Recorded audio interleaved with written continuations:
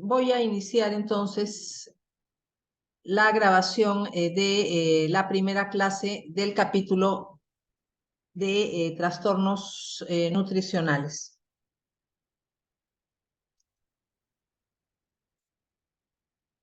Empezamos con la desnutrición calórico-proteica.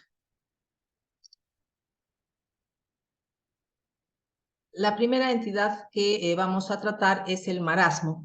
En el marasmo vamos a tener una reducción marcada de ingesta calórica.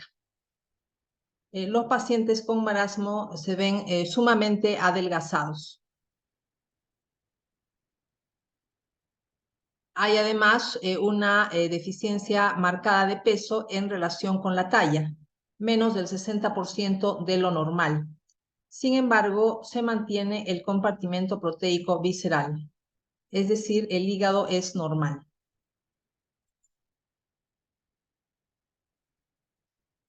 A su vez, existe una reducción marcada del compartimento proteico somático. Básicamente, el tejido muscular estriado de tipo esquelético, del cual se obtiene energía. También existe reducción marcada del tejido adiposo subcutáneo, del que también se obtiene energía. Hay un retraso en el crecimiento y una reducción de proteínas plasmáticas que es muy leve. Básicamente, las concentraciones de albúmina, transferrina y globulinas se mantienen dentro de límites normales. Vamos a comparar muchos de estos aspectos con lo que sucede en el kwashiorkor. Hay una inmunodeficiencia celular, lo que implica predisposición a infecciones.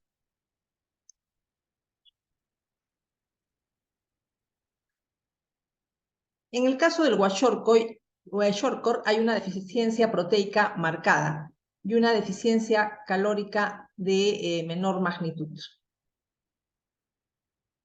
La causa más frecuente es el destete temprano. Se elimina una fuente de proteínas. Entonces, el niño pierde el aporte proteico dado por la leche materna y pasa a tener una alimentación igual que la del resto de la familia, que debido a la pobreza viene a ser una dieta rica en carbohidratos y pobre en proteínas. El destete es necesario porque generalmente la madre vuelve a salir embarazada y tiene que lactar al niño que acaba de nacer. Otras causas de kwashiorkor: enteropatías perdedoras de proteínas, síndrome nefrótico, quemaduras extensas. En este caso, disminuye el compartimento proteico visceral. Existe hipoalbuminemia y edema. Tenemos acá una diferencia en relación a marasmo. En marasmo, las proteínas se mantienen dentro de límites normales o con una disminución muy leve. La albúmina, una disminución muy leve, al igual que otras proteínas como la transferrina y las globulinas. En el kwashiorkor existe esteatosis hepática. En el caso del marasmo se mantiene el compartimento proteico visceral. En el marasmo no tenemos esta alteración hepática. La reducción de peso en relación a la talla no es muy grave, 60 al 80% de lo normal. Esto no sucede en marasmo. En marasmo el adelgazamiento es notorio. La reducción de peso en relación a la talla más bien sí es grave. La masa muscular y el tejido adiposo subcutáneo no disminuyen de manera considerable. Es decir, el compartimento proteico somático se mantiene. Otra diferencia con kwashiorkor: hay apatía, letargo, inmunodeficiencia celular y humoral, atrofia tímica y del tejido linfoide periférico, es decir, tanto en marasmo como en Kwashiorkor existe predisposición a infecciones. En la piel hay áreas de hiperpigmentación, de hipopigmentación y de descamación. Se describe la piel como con un aspecto de pintura descascarada. A nivel del cabello hay una caída fácil y bandas alternantes de color claro y oscuro. También retraso en el crecimiento. La atrofia de la mucosa intestinal hace que el retorno a la dieta adecuada tenga que ser progresivo. Esta atrofia se acompaña de mala absorción, por lo que cuando este tipo de personas retoma una dieta con un aporte proteico normal, va a haber diarreas. Entonces, la ingesta proteica tiene que ir aumentando poco a poco para que se supere de manera progresiva la atrofia de la mucosa intestinal y la morfología de esta mucosa regrese a lo normal. Existe anemia por deficiencia de hierro y ácido fólico. Tenemos acá la comparación. Niño con marasmo, aspecto sumamente adelgazado, reducción marcada del compartimento proteico somático. En el caso del niño con Kwashiorkor, vamos a tener el edema por la hipoalbuminemia, disminución de la presión oncótica, además esteatosis hepática. Muchas veces el abdomen balonado de los niños con Kwashiorkor es consecuencia de la presencia de parasitosis intestinal. Nuevamente, comparando un niño marasmático con un niño con Kwashiorkor, se ve la diferencia en relación al aspecto adelgazado de estos niños, cosa que no sucede en el niño con Kwashiorkor. La disminución del peso en relación a la talla no es muy marcada. Bueno, acá en el caso de Kwashiorkor, edema de cara, brazos y piernas, ya sabemos que es consecuencia de la hipoalbuminemia y disminución de la presión oncótica del plasma. El resumen de características clínicas de un paciente con Kwashiorkor, tenemos lo que se denomina signo de la bandera a nivel del pelo, bandas oscuras que se intercalan con bandas claras. Además, caída fácil. Existe una disminución de la masa muscular estriada de tipo esquelético, pero no es tan marcada como en el caso de los niños con marasmo.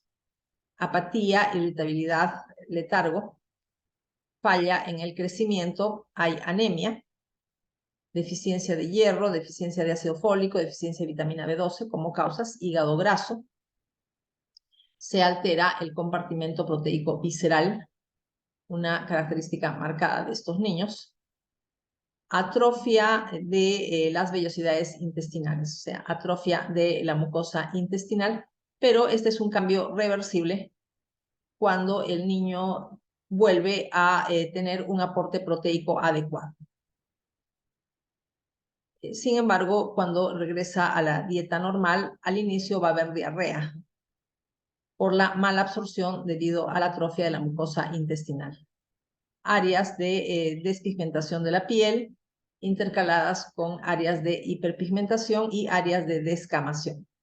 Ya mencioné que se describía estas alteraciones en la piel como un aspecto de pintura descascarada. Tenemos también dermatosis y ya hemos hablado bastante del edema de este tipo de pacientes y su patogénesis.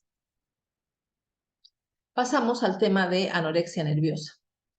En este caso, el peso corporal es menor del 85% de lo que corresponde a talla y contextura. Muy frecuente la amenorrea de más de 3 meses. debido a la disminución de las gonadotrofinas hipofisiarias. También disminuye el factor liberador de gonadotrofinas hipofisiarias que se produce a nivel del hipotálamo. Piel seca, dolor abdominal debido al estreñimiento, letargo y cansancio fácil, mareos por desequilibrios hidroelectrolíticos, disminución de hormonas tiroideas, aspecto demacrado, aparición del lanugo, que es un vello corporal muy fino, piel amarillenta debido a la presencia de carotenos en sangre, descalcificación ósea debido a la deficiencia de estrógenos, hemos dicho que hay amenorrea, y ausencia de ovulación, anemia e hipoalbuminemia y tendencia a arritmias. De manera particular, la hipopotasemia resulta ser peligrosa porque puede desencadenar la muerte súbita. En el caso de bulimia, como ya sabemos, se produce una ingesta exagerada de alimentos e inducción de vómitos. También, como parte de la bulimia, se tiene una ingesta exagerada de laxantes. La reducción de peso no es muy marcada, por lo tanto no hay amenorrea. Esta es una diferencia en relación a anorexia nerviosa. Se produce caries dentales debido a que el ácido clorhídrico que el estómago, producido por el estómago, toma contacto con la boca durante el vómito y este ácido clorhídrico daña el esmalte dentario. Puede haber laceraciones del esfínter cardioesofágico debido al exceso de presión que se produce durante el vómito. También el ácido del estómago que sube hacia el esófago durante el vómito da lugar a procesos inflamatorios locales, o sea, esofagitis. Igual que en el caso de marasmo, se puede producir un desequilibrio hidroelectrolítico que predisponga a arritmias. Ya hemos mencionado que la hipopotasemia es particularmente peligrosa. Vamos a mencionar ahora algunos aspectos referentes a la caquexia del cáncer, o sea, al adelgazamiento que acompaña el cáncer y también otras enfermedades que son emaciantes. Tenemos un exceso de producción del factor inductor de la proteólisis y otras citoquinas inflamatorias relacionadas con la caquexia, fundamentalmente el factor de necrosis tumoral, pero también pueden intervenir otras citoquinas como interleuquina 1 e interleuquina 6. Se produce una activación del factor nuclear KB, factor de transcripción, que pasa al núcleo, estimulando la síntesis de ubiquitina ligasas específicas de músculo. Entonces, esto va a dar lugar a la marcación con ubiquitina, o sea, la ubiquitinilación de proteínas del tejido muscular estriado de tipo esquelético. Estas proteínas ubiquitiniladas son conducidas a la degradación por medio del proteasoma.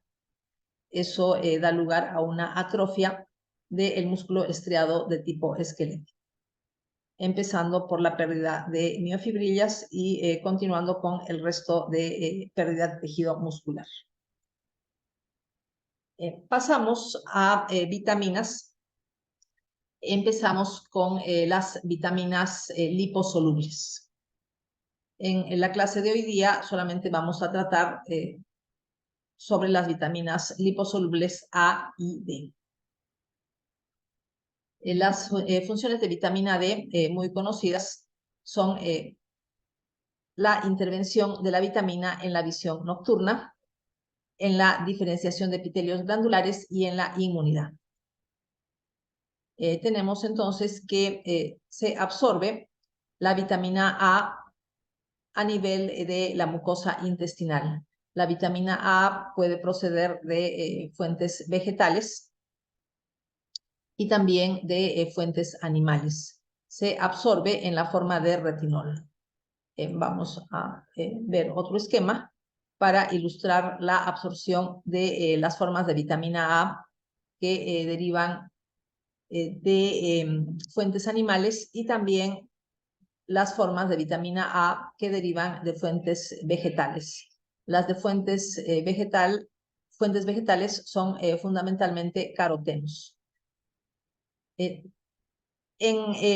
los dos tipos de fuentes, la forma en la que se absorbe la vitamina A es la forma retinol. Se absorbe esta forma de vitamina A, repito, el retinol, por medio del enterocito. Sale del enterocito en la forma de kilomicrones, formando parte de los kilomicrones que se absorben por medio del vaso quilífero de la vellosidad intestinal. Pero de ahí pasan a la sangre. Y en la sangre pueden ser captados por el hepatocito. La vitamina A, o mejor dicho, la vitamina A no es que sea captada por el hepatocito, sino que la vitamina A llega al hígado. Tenemos en el hígado receptores de apolipoproteína E. A nivel del hígado tenemos un almacenamiento en la célula de hito, que es la célula perisinusoidal. Y el almacenamiento es en las formas de ésteres de retinil.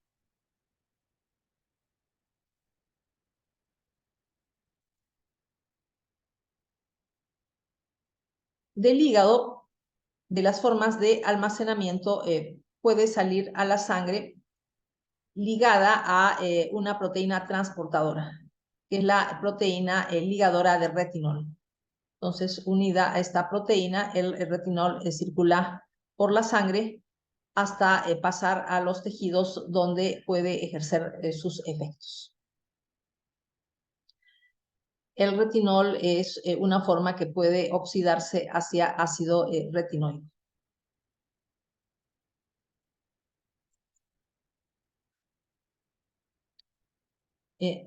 Después de ser absorbido mediante la mucosa intestinal, el retinol pasa a cumplir sus funciones favorecedoras de la visión nocturna. Esto implica una serie de reacciones químicas. El retinol sufre una oxidación hacia la forma retinal. O sea, el retinol se oxida hacia una forma de tipo aldehído. Y esta forma se denomina todo transretinal, que es un isómero del pigmento visual.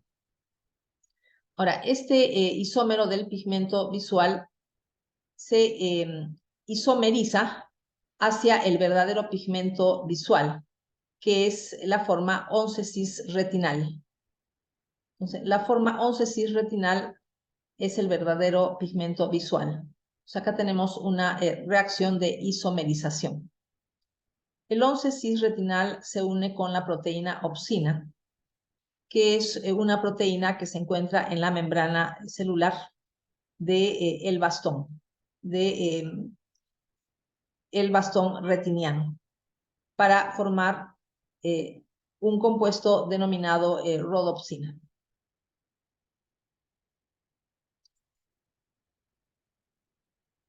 Entonces, tenemos que el 11-cis retinal forma parte de la rodopsina.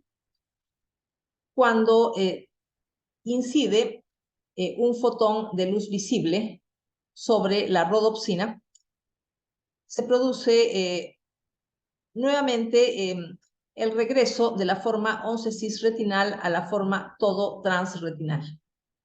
Repito, esta nueva isomerización se produce como consecuencia de la incidencia de un fotón de luz sobre la proteína rodopsina.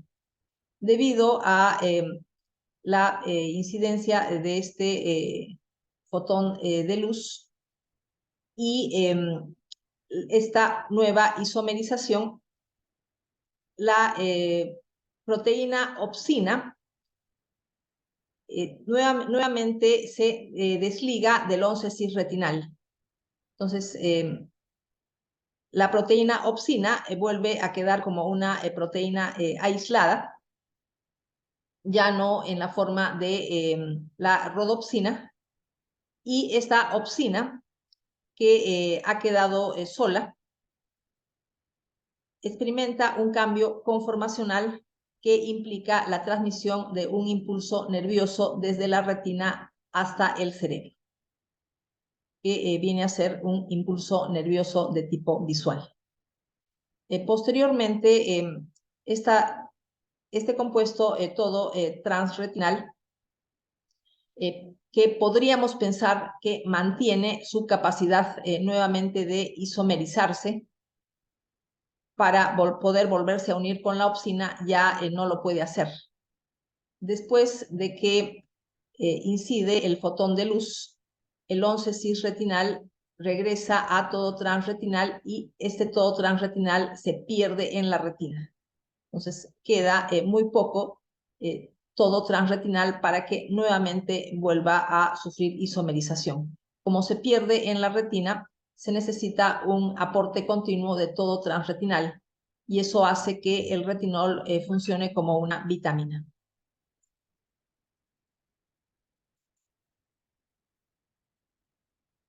Tenemos que el retinol también puede oxidarse de manera irreversible, perdón, el todo transretinal puede oxidarse de manera irreversible hacia ácido retinoico. El ácido retinoico afecta el crecimiento y la diferenciación celular.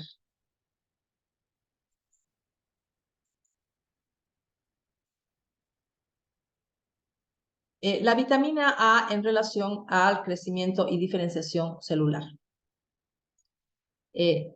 Tenemos que existe un receptor de retinoides en el citoplasma de las células. Este receptor de retinoides tiene como siglas RAR, que significa receptor del ácido retinoico, y heterodimeriza con el receptor X de retinoides. Entonces, este heterodímero funciona como un factor de transcripción y los factores de transcripción tienen elementos de respuesta. En este caso, el elemento de respuesta se denomina RARE, que significa elemento de respuesta del ácido retinoico. Entonces, los RARES son zonas del DNA a las cuales se une este heterodímero. Estas zonas, denominadas RARES, constituyen promotores de genes que codifican proteínas implicadas en el crecimiento y diferenciación celular. Y su transcripción es estimulada cuando el ácido retinoico se une al heterodímero. La deficiencia de vitamina A se acompaña de metaplasia escamosa de epitelios, por ejemplo, urotelio y epitelios secretores de moco. Esto da lugar a una predisposición, por ejemplo, a bronconeumonías, en el caso de la mucosa del aparato respiratorio, y también puede dar lugar a la formación de litiasis en el aparato urinario. Vamos a hablar ahora también de las consecuencias de la deficiencia de vitamina D en el epitelio conjuntival y en el epitelio bronquial. La deficiencia de vitamina A también se acompaña de inmunodeficiencia. Tenemos acá un resumen de la deficiencia de vitamina A, de ceguera nocturna, y ya sabemos por qué se produce eso. Metaplasia escamosa a nivel de la conjuntiva, lo que da lugar a xeroftalmia, que significa ojo seco. También hay daño en el epitelio de la córnea, dando lugar a un reblandecimiento de este órgano, lo que se denomina queratomalacia, y puede terminar en ceguera. Metaplasia escamosa de la mucosa bronquial puede condicionar predisposición a bronconeumonías. Tenemos también metaplasia escamosa de los conductos pancreáticos, lo que predispone a litiasis de estos conductos. Metaplasia escamosa del epitelio de vías urinarias igualmente predispone a litiasis renal. A nivel de la piel tenemos hiperkeratosis en folículos pilosos, lo cual da lugar a dermatitis folicular y dermatitis papular.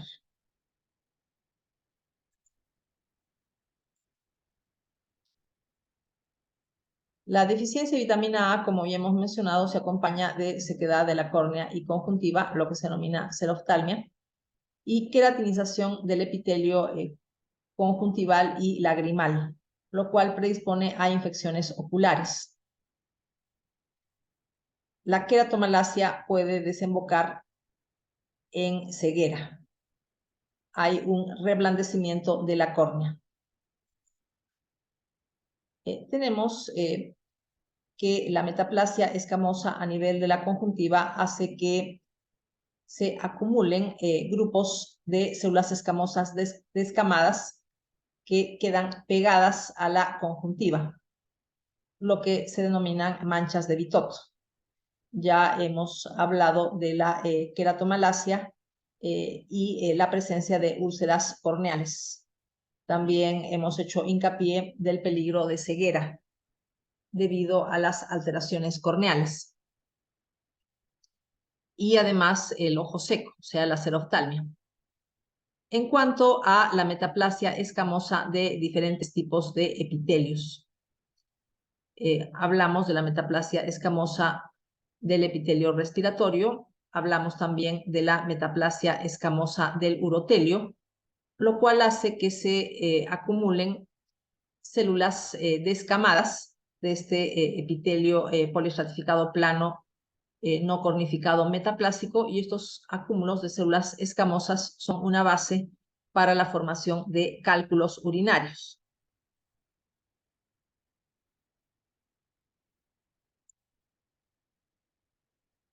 Manifestaciones en la piel de la deficiencia de vitamina A. Hiperqueratinización del epitelio de glándulas sudoríparas y de folículos pilosos. Esto da lugar a dermatosis folicular y papular e hiperplasia de la epidermis. Toxicidad aguda por vitamina A. Tenemos tanto en niños como en adultos un cuadro clínico semejante a la hipertensión endocraniana. En niños muy pequeños, fontanela prominente, edema de papila, vómitos y somnolencia. El cuadro clínico de hipertensión endocraniana es prácticamente igual. En el caso de adultos sucede lo mismo: cefalea, cambios visuales, alteración de la conciencia, náuseas, vómitos, mareos y visión borrosa. En lo que se refiere a la toxicidad crónica por vitamina A, podemos tener en adultos dolor óseo, hipercalcemia, caída del cabello, hipercolesterolemia, daño hepático y visión borrosa. En los niños tenemos daño óseo con la presencia de craneotabes, consecuencia del reblandecimiento anormal de huesos del cráneo, irritabilidad, disminución del apetito, prurito, seborrea y keilitis. En el caso de la toxicidad aguda y crónica, existe cuadro clínico de hipertensión endocraniana, además de las características ya mencionadas. Dejamos todo lo referente a vitamina A y pasamos a hablar de una serie de características de la vitamina D, incluyendo funciones y deficiencia. En lo que se refiere a funciones, tenemos el mantenimiento de niveles normales del calcio total en sangre, calcio iónico y fósforo. La vitamina D estimula la absorción de calcio y fósforo en intestino delgado. Extrae calcio de los huesos para elevar el calcio sanguíneo cuando es necesaria. Esta es una acción similar a PTH, o sea, a la paratormona. Entonces, vitamina D y paratormona pueden extraer calcio de los huesos cuando es necesario, o sea, cuando los niveles de calcio en sangre estén sumamente bajos, es decir, cuando exista hipocalcemia. La vitamina D también estimula la absorción de calcio por tubo contorneado distal. Esta es también una acción similar a paratormona. Vamos a ver después una diferencia saltante entre vitamina D y paratormona en relación al fósforo. Modo de acción de vitamina D. Tenemos dos tipos de receptores de vitamina D. Un tipo de receptores de vitamina D se encuentra en la membrana celular, pero los receptores de mayor importancia se ubican en el citoplasma.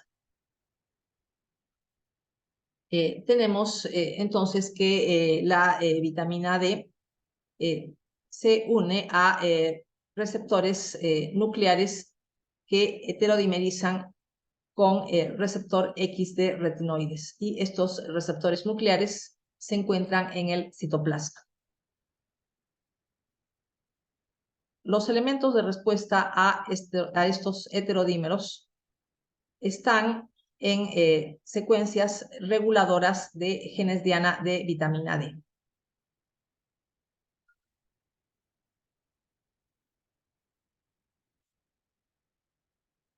Los genes diana de vitamina D o genes blanco de vitamina D son genes que forman parte de la familia vanilloide de receptores de potencial transitorio. Fundamentalmente se trata de canales de calcio que sirven para la absorción de calcio tanto en el intestino como en el riñón. Por ejemplo, en el intestino tenemos los receptores de potencial transitorio de tipo 6 y en el riñón los receptores de potencial transitorio de tipo 5. En los dos casos sirven para transporte del calcio, o sea, para la absorción de calcio.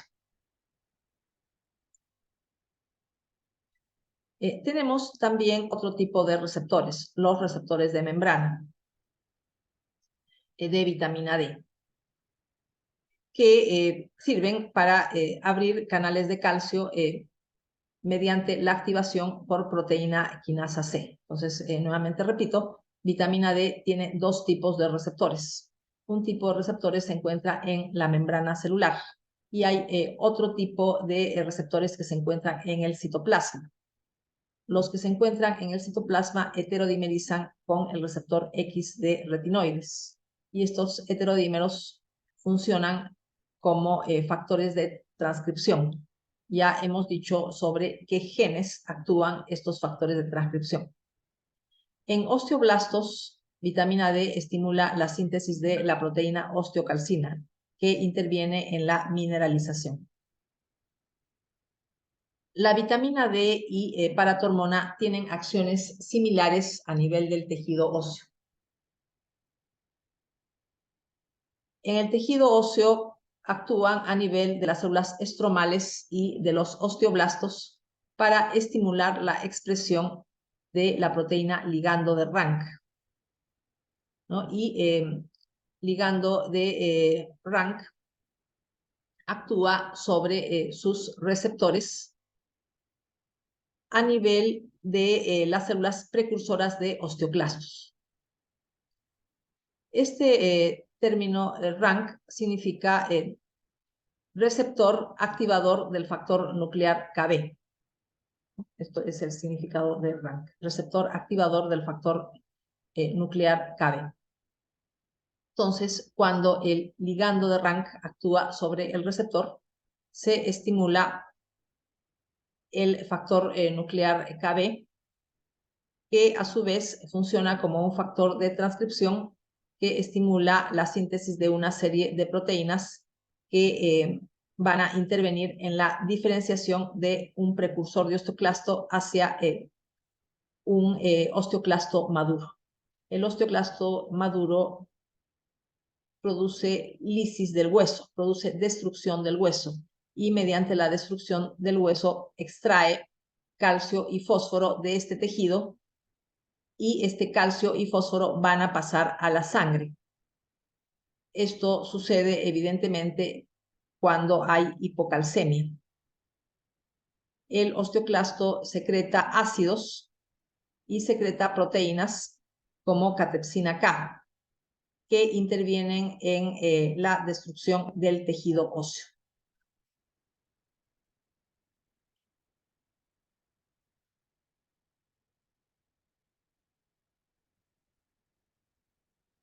Vamos a ver algunas características del metabolismo de la vitamina D. La vitamina D, como sabemos, se puede sintetizar en la piel.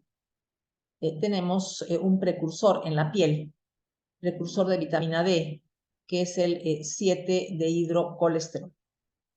Por acción de la luz ultravioleta tipo B, se forma vitamina D3, que es el colecalciferol, ¿no? Vitamina D3, colecalciferol. Pero también la vitamina D puede ingerirse a partir de alimentos, ¿no? De diferentes alimentos. La vitamina D, después de su absorción, circula unida a una globulina transportadora. Tenemos una globulina transportadora de vitamina D. Esta globulina transportadora conduce la vitamina D al hígado y en el hígado sufre una primera oxidación a nivel del carbono 25. Esta hidroxilación está a cargo de la enzima 25-hidroxilasa. Entonces se forma la 25-hidroxicolecalciferol. Es otra forma de vitamina D, 25-hidroxicolecalciferol. Este compuesto puede sufrir una hidroxilación adicional a nivel del carbono 1 mediante la enzima 1-hidroxilasa, que se ubica en el tejido renal, formándose entonces el compuesto 1,25-dihidrocolecalciferol. Y este compuesto con dos grupos hidroxilo es la forma más potente de vitamina D. Es mucho más potente que el colecalciferol y mucho más potente que la 25-hidroxicolecalciferol. Ahora, puede haber una hidroxilación adicional en el carbono 24, dando lugar al ácido calcitrioico que se excreta en orina. Tenemos además una serie de sustancias que bloquean o inhiben la enzima 1-hidroxilasa renal. Por ejemplo, hay inhibición cuando existe hiperfosfatemia, hipercalcemia y también por acción del factor fibroblástico, factor de crecimiento fibroblástico número 23. Entonces, en esos casos se inhibe la hidroxilasa renal. Tenemos que la vitamina D puede actuar a nivel del hueso y ya hemos visto esta actuación a nivel del hueso. Hemos mencionado que favorece la diferenciación de precursores de osteoclasto hacia osteoclastos maduros que destruyen el hueso, extrayendo calcio y fósforo del hueso. Este calcio y fósforo del hueso pasan a la sangre para elevar los niveles de estos iones. Esta es una acción de vitamina D sobre el hueso y hemos mencionado que esta acción es similar a la acción de paratormona. La paratormona tiene el mismo efecto. Actúa sobre el receptor activador del factor nuclear Kb. Por otro lado, la vitamina D puede actuar también sobre el intestino, favoreciendo la absorción de calcio y fósforo. Igualmente, contribuyendo a la elevación de estos dos iones en la sangre. Vamos a ver algunas diferencias entre paratormona y vitamina D más adelante en relación al fósforo. En relación al calcio, las acciones son similares, pero en relación al fósforo, las acciones son diferentes.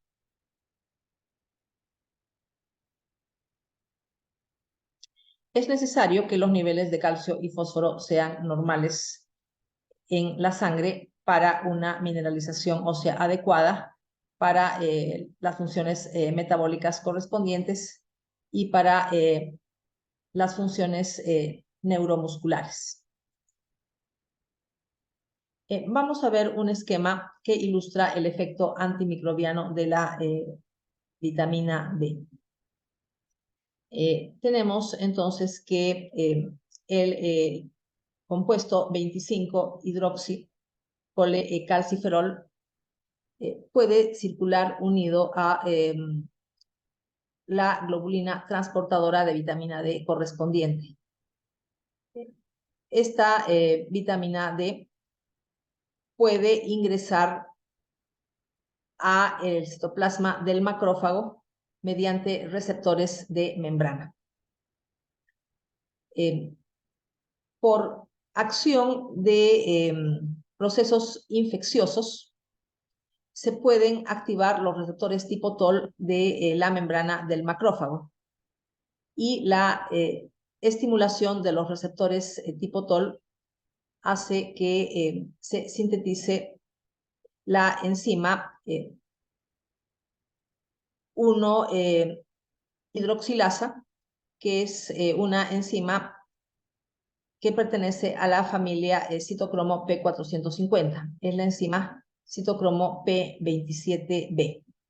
Esta enzima, como digo, es similar a la 1-hidroxilasa del tejido renal. Entonces se forma 1,25-dihidroxicolecalciferol, que hemos dicho que es la forma más potente de la vitamina D. Esta vitamina D formada en el citoplasma de los macrófagos,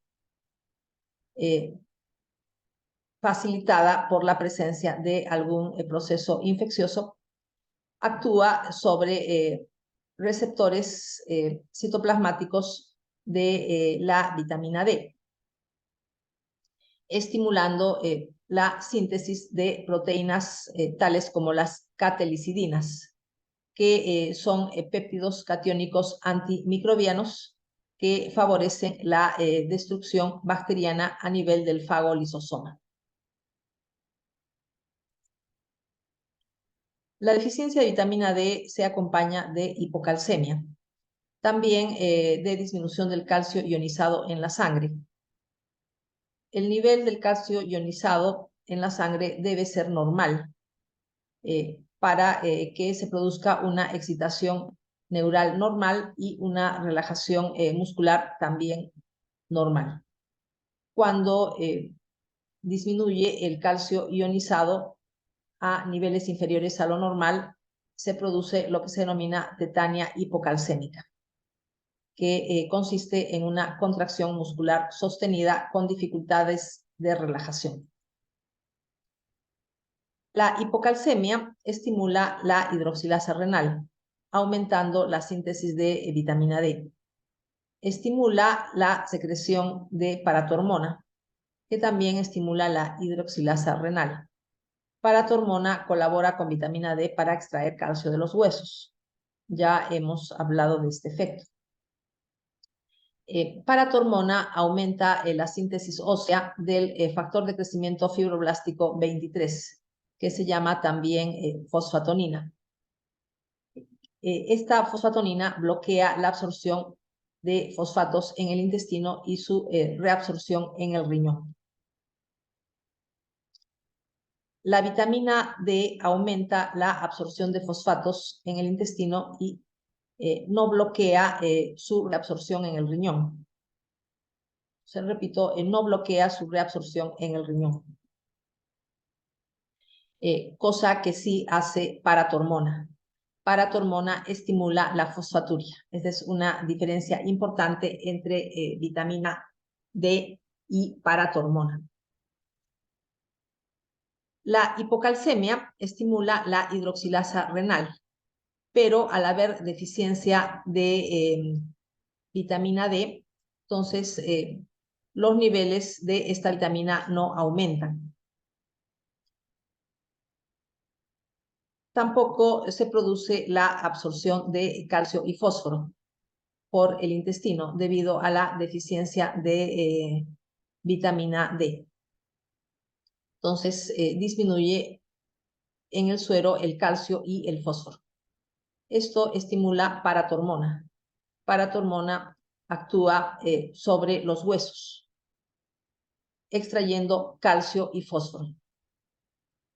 Estos dos iones pasan a la sangre.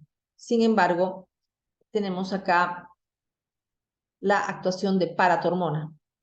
Si bien en la sangre aumenta el calcio y aumenta el fósforo, la paratormona estimula la fosfaturia.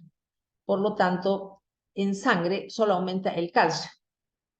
Entonces, el calcio puede retornar a niveles normales, pero se acompaña de hipofosfatemia. Para que haya una mineralización adecuada, los niveles de calcio y los niveles de fósforo deben estar dentro de límites normales. Si tenemos niveles de calcio normales, pero niveles de fósforo bajos, la mineralización va a ser inadecuada. La mineralización ósea va a ser inadecuada. Consecuencia de la deficiencia de vitamina D es el raquitismo y la osteomalacia por mala mineralización ósea. A nivel de la placa epifisiaria, en lo que corresponde a la zona del cartílago calcificado, vamos a ver una mala mineralización. Por lo tanto, un crecimiento exagerado de el cartílago epifisiario y dificultad en su reabsorción. Normalmente el cartílago calcificado desaparece y es reemplazado por la matriz osteoide, que también se calcifica.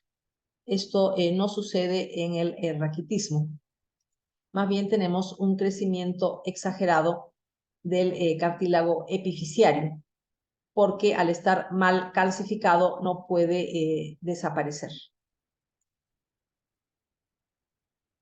Esta mala reabsorción del cartílago mal calcificado determina el crecimiento de masas cartilaginosas hacia la cavidad medular de los huesos largos y microfracturas que tienen que cicatrizar.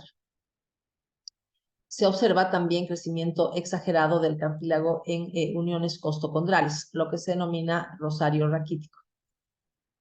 Vemos acá el rosario raquítico, una hiperplasia a nivel de los cartílagos costocondrales. Por eso se ven prominentes. Debilidad del tejido óseo a nivel de extremidades inferiores, lo que da lugar a deformación de los huesos. Los huesos están debilitados por la mala mineralización. Tenemos acá igualmente otra fotografía que muestra la curvatura a nivel de extremidades inferiores, consecuencia de la debilidad del tejido óseo debido a la mala mineralización. Normalmente el cartílago de crecimiento a nivel de la placa epifisiaria tiene una zona de cartílago hialino, pues tenemos una zona de cartílago seriado en la que se observa los condrocitos en hileras. Pues tenemos el cartílago hipertrófico. Estos condrocitos se hacen más grandes y se calcifican. Una vez calcificados desaparecen y esta zona es reemplazada por trabéculas óseas que deben tener una mineralización normal. Sin embargo, cuando hay una deficiencia de vitamina D, se produce una desorganización del cartílago de crecimiento. No se puede formar de manera adecuada la zona de cartílago seriado y de cartílago hipertrófico. Entonces tenemos una persistencia del cartílago a dicho nivel, persistencia del tejido cartilaginoso, no se puede calcificar, por lo tanto no puede desaparecer. Y este cartílago de crecimiento tiende a desarrollarse también de manera lateral. No puede ser reemplazado por trabéculas óseas. Por lo tanto, se observa este cartílago de crecimiento con un crecimiento exagerado hacia la cavidad medular, dando lugar a la formación de trabéculas óseas pálidas y mal mineralizadas. Entonces, tenemos la formación de un tejido óseo con una mineralización deficiente. Otras consecuencias de la deficiencia de vitamina D cráneo-Tabes, reblandecimiento de los huesos del cráneo, la presencia de tórax en quilla, que significa protrusión del esternón. Protrusión del esternón hacia adelante, consecuencia del doblamiento hacia adentro de las uniones costocondrales. También se observa en adultos la presencia de un equivalente al raquitismo, que es la osteomalacia. Igualmente, en la osteomalacia interviene una mala mineralización del hueso, con una pérdida de masa ósea y osteopenia. Con esto hemos terminado la primera clase del capítulo de trastornos nutricionales. Falta una sola clase que la voy a grabar el próximo viernes a las 9 de la noche, con lo cual terminamos el curso. No olvidar el paso del día domingo a las 9 de la noche mediante la plataforma Blackboard. Repito los temas del paso del domingo: trastornos hemodinámicos y trastornos genéticos.